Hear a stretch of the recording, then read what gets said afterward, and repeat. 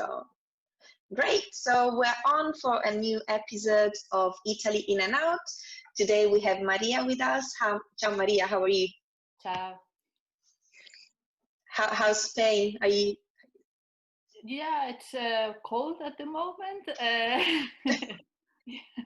but yeah, we're mostly at home. So yeah. Great.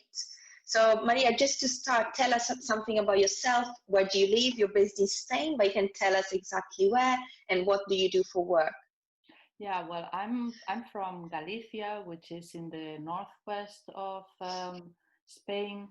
I was born here, lived here for many years. Then I went abroad. I was living in Ireland for 15 years, and now I'm back home. I'm actually back in my hometown. I've been here back around 5 years already.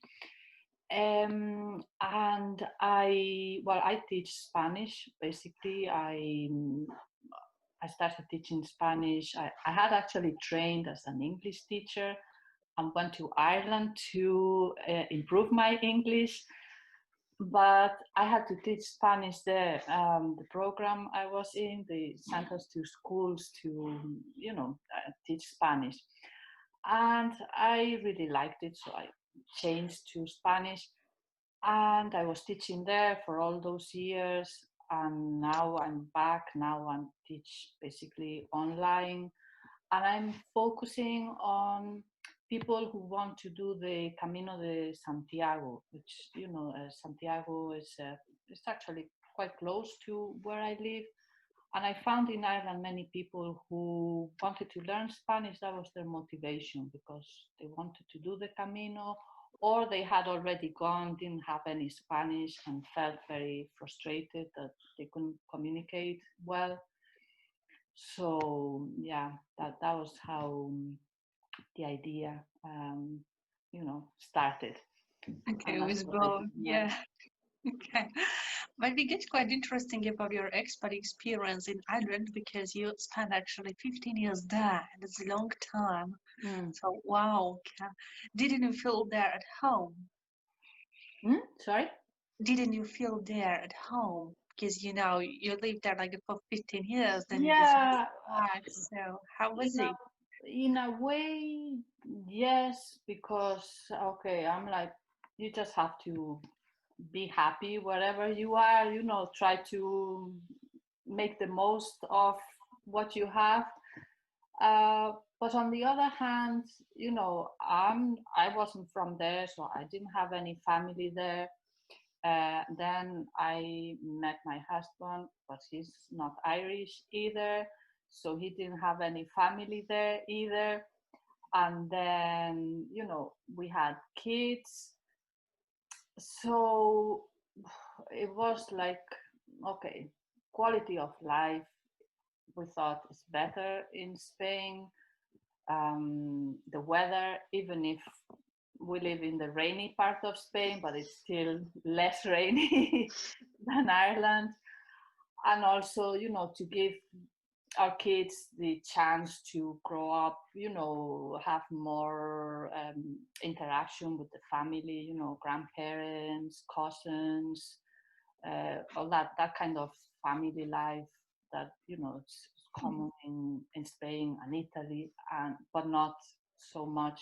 Well, not that it's not so much in Ireland. It's not same thing, but we didn't have any family there anyway, so we couldn't, we couldn't do that over there. However, was there something that you really enjoyed about Ireland or people there? Well, Ireland, it was at first when I got there, I it was very. My first impression was first shock, I should say. Although I knew this, but it's not the same thing when you know something in theory than when you experience it. We in Spain, I mean, same thing in Italy. We're more physical, you know. Physical, okay. Yeah, like, you know, we greet each other with kisses and hugs and all this. But in Ireland, I mean, unless you're kind of very close or family, they just shake your hand. So when I, you know, landed there, and I was going to a school, so some people from the school actually came to pick me up at the airport, and they were waiting for me. And of course, I knew this, you know, that, okay, here people don't kiss and all that. But still, when you get there and you meet the people, and your first instinct, because it's something, you know, that you do without thinking, is to kind of go and give the person a kiss, and they put their hand out. So you go like, oh. It feels almost as if they slap you, you know, they're pushing you or something. So yeah, that was then you think about it and say, okay, no, this is normal. That's what people do here. But you know, the first as a first experience, yeah, it was a bit.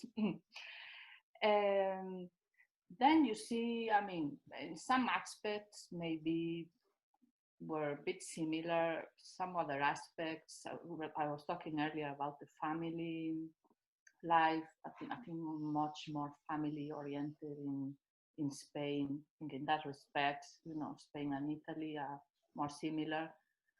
And it was funny, you know, the way when you are abroad and you end up quite frequently mixing with other expats.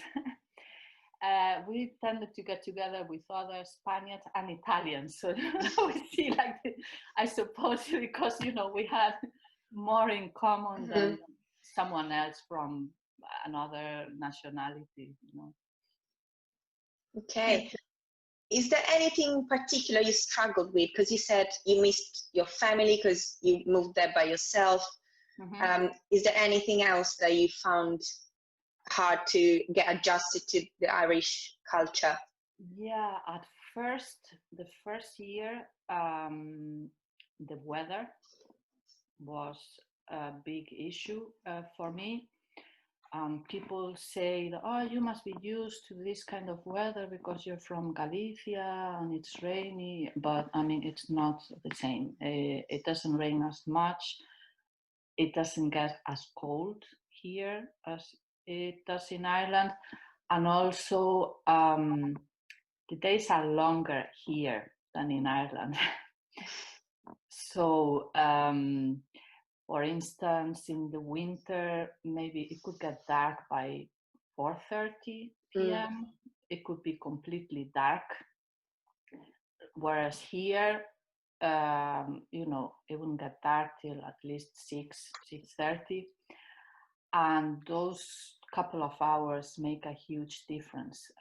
It would be, sometimes I was really tired and I thought, oh, it must be really late. I'm going to bed. And I check what time it is, and maybe it's 8 o'clock. Yeah. And I'm like, oh, I can't go to bed at 8 o'clock. And it was so cold also for me. I would wear so many layers of clothes. I don't know how I could even move. That was the first winter. Then, you know, you get used to it, and later you don't need as many clothes. But the first winter, that was definitely a big issue.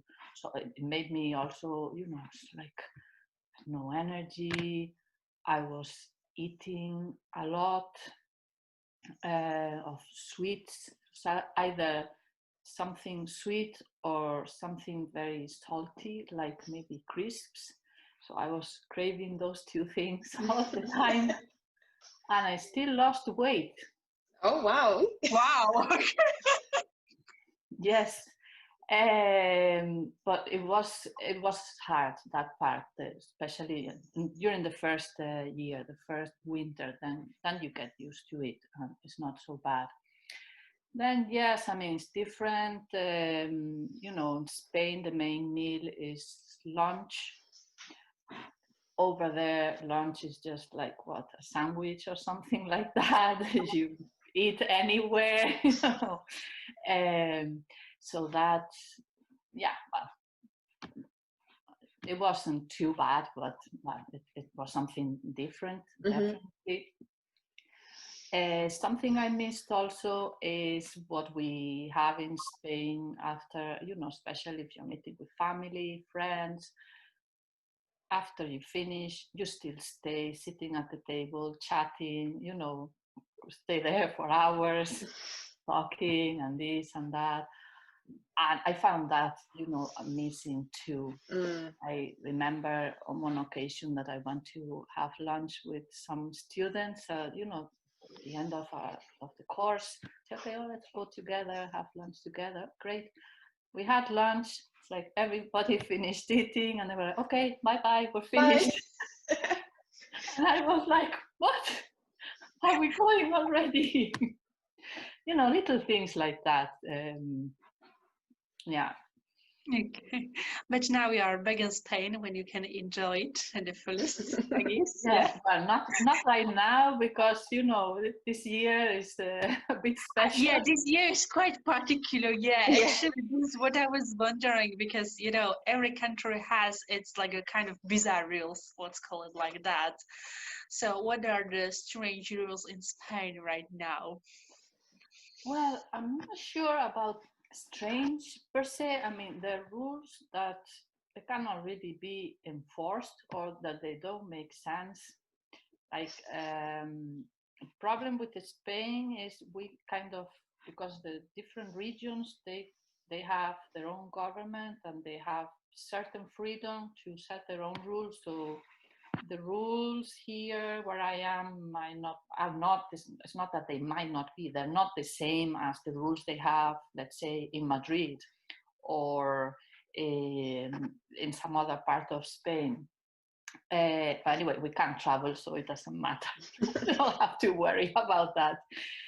But things like here, where I'm now at the moment, you can't smoke outside if you cannot keep a 2-meter distance from other people, which is fine by me because I don't smoke, so it suits me fine if people cannot smoke. But who's enforcing that? I mean, I see people smoking all the time on the street and nobody, you know, nobody's saying anything. And then, for instance, in the schools, I don't know about other schools, but I know, you know, from my own kids, their experience, they set up this system where each year they go in and out like in a 5-minute interval. So first year goes, I don't know, 8:50, second year at 8:55, and you know, they do it like that. But then during the break time, they're all together in the same space. What's the point? So I don't get the point, yes, of all these classes are actually smaller. They're like half the size of what they used to be, which is good, even if it's not for for COVID, but for learning. You know, if you have less students in the class, that's good. But all this, oh, let's do, going and intervals, the same for going out, and all this, that we have to do lines here. They have the school all full of tape, like create little corridors. You have to go in this way and out that way, and all of these rules. But then it's the break time, and I mean, not the whole school goes out at the same time, but for instance, one of my daughters in the first year in secondary school, this year I think they have maybe 6 or 7 classes altogether, and they go out for the break at the same time. So during the break, she's with her friends from primary school who are now in a different school, in a different class, a different group, you know, in secondary school. Of course, when they leave the school or in the morning, they meet and they go together, or they live together. They meet outside the school and they go back home together. So it's, I don't know. Okay. It's a bit useless, you know. Funny thing I can think of, but that's not really a rule. That's a mistake. There was a town that had many cases, so they, you know, put in place quite strict restrictions. And, you know, they have this like official kind of newspaper where they publish all these new laws and regulations and things like that. And they made a mistake. Someone, whoever was typing it, made a mistake. So they had the regulation was that, I think, about social gatherings, and you couldn't meet with, I don't know, either people who don't live in the same household or something. Anyway, they made a mistake, and what they put is that people, basically, that dead people could not do social gatherings. Dead people. Yeah, instead they said, yeah, people who are not alive, or Alive, something like that. So of course someone saw it. It was shared all over the social media. They created all sorts of jokes about it. Oh, zombies cannot meet in this town, and you know, well, that was more like a, you know, typo or a mistake rather than, you know, a funny regulation. Yeah, it's quite funny though. Oh, yeah. It was, you know, it was the source of many jokes for a few days. I bet. Okay, so we're coming to the last question. What are you working now, Maria? Tell us a bit about what your current project is. Yeah, well, with this Spanish for the Camino, and so, well, I have my blog that I try to, you know, post new things on a regular basis. And at the moment, I have a project there still taking shape, but I'm working on some. I like the idea of learning with stories. So I'm kind of working on some short, like, story texts that are, you know, related to the Camino, and that people can use to learn what they need, and the, you know, vocabulary, and not just vocabulary, you know, other like cultural things that might come in handy when you're in Spain. You know, it's not just knowing the words, it's also important to know, you know, all these other, like we were talking about, the meal times, you know, the difference. I see people who come to the Camino and then are frustrated because they're trying to find food maybe at 5 p.m., 6 p.m., and they can't find any restaurants that are open. And I said, because, you know, it's too late. It doesn't work like that. And it's too early for dinner. Sorry, no, you know. But they don't know these things. So, you know, incorporate that into the stories too, and yeah, and create something out of that. It sounds amazing, and I think that it'll be a really helpful program for anybody who would like to go to Spain and to just build this Camino. So I would like to thank you, Maria, for being here tonight with us. Thank you for having me. You're here as well. Thank you. I'm still here. Thank you. I'm so sorry, I know. Okay. I'm such a bad person. Okay. So, okay, once again, thank you, Maria. If you would like to learn something more about her work, just please follow her on social media as Facebook or website, or just tell Spanish for Camino, and you can keep updated on her projects. Thank you very much, Maria. Thank you for having me. Okay. Thank ciao, you. ciao. Ciao, ciao.